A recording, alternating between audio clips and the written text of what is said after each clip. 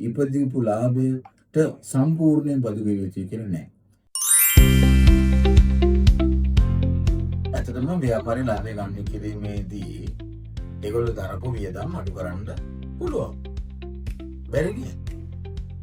එතකොට දේශීය ආදායම බදු දෙපාර්තමේන්තුවේ පනතක් තියෙනවා.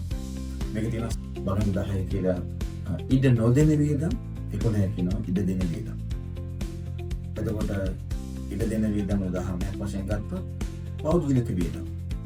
ව්‍යාපාරයයි පුද්ගලයයි පෞද්ගලිකයි කියන්නේ දෙන්නේ.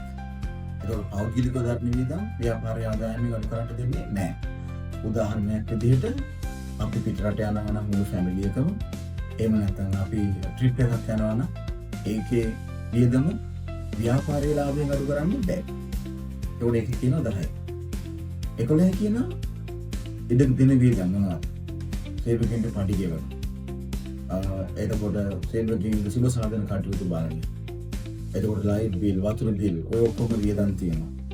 එතකොට බිල්ඩින් මේන්ටනන්ස්, වෙහිකල් මේන්ටනන්ස් නඩත්තු වියදම් තියෙනවා. ඒක ඔක්කොම කරන්න ඕනේ. නැත්නම් ව්‍යාපාරයක් කොහොමද පවත්වාගෙන යන්නේ?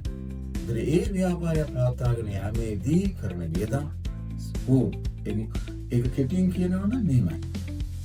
ව්‍යාපාරයේ ලාභය ගණනය කිරීමේදී ඒ ව්‍යාපාරයේ ලාභය ගණනය කිරීමට අවශ්‍ය සියලුම නිෂ්පාදන සහ වියදම් ඉඩ දෙනවා.